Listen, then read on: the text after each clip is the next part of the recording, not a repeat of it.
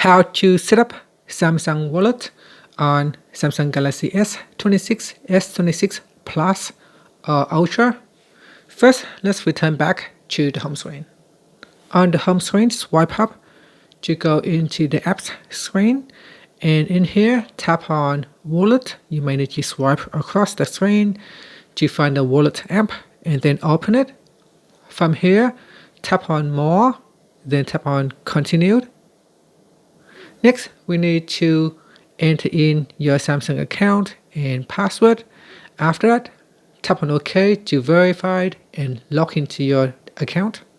Once you have logged in, tap on Allow.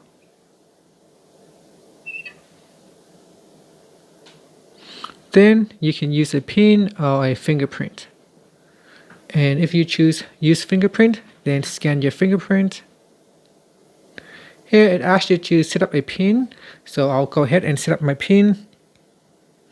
And then put in the same PIN again to confirm.